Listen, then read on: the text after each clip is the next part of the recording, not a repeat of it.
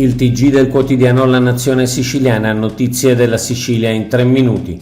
Aeroporto di Catania, è stata solo sfortuna? Dietro le polemiche tra il ministro Urso e il presidente Schifani sull'aeroporto di Catania sembra celarsi il problema della responsabilità o meno nella crisi in atto del consiglio di amministrazione della SAC, società che gestisce l'aeroporto. Eventuali responsabilità penali saranno accertate dalla magistratura, ma a prescindere da queste, una cosa appare certa: i livelli di sicurezza e i piani di emergenza non sembrano essere stati adeguati alle necessità di un aeroporto centrale per il traffico e per il turismo in Sicilia. Non sarà stata davvero solo sfortuna? Forse sarebbe utile se qualcuno con stile e senso di responsabilità ne prendesse atto adesso. Caldo record, senza luce, senza acqua, emergenza Sicilia.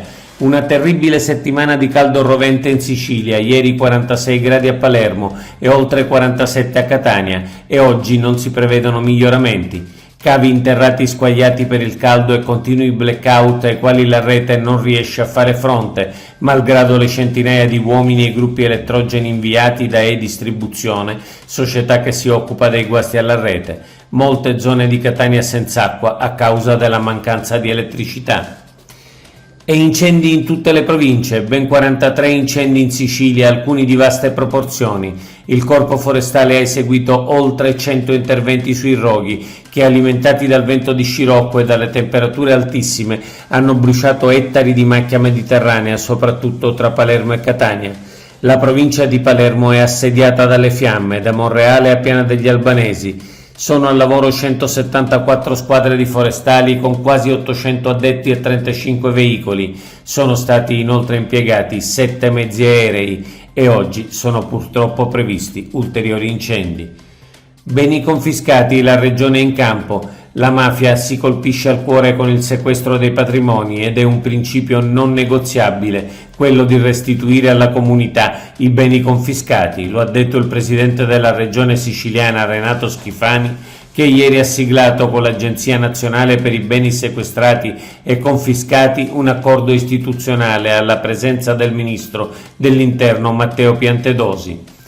Fermo pesca in Sicilia ad ottobre, l'interruzione obbligatoria delle attività di pesca in Sicilia per garantire l'equilibrio delle risorse biologiche sarà quest'anno nel mese di ottobre. Il fermo riguarda le unità che utilizzano reti a strascico a divergenti, sfogliare a rapidi e reti gemelle a divergenti, iscritte nei compartimenti marittimi della regione siciliana, ad esclusione delle unità abilitate alla pesca oceanica che operano oltre gli stretti. È record in Sicilia per i nidi delle tartarughe marine.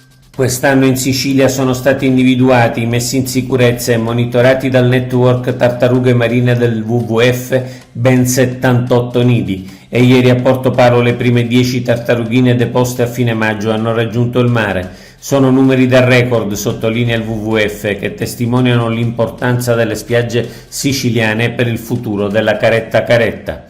Oggi è tutto. Per l'informazione della Nazione Siciliana, notizie.sicilia. Approfondisci su www.lanazionesiciliana.eu.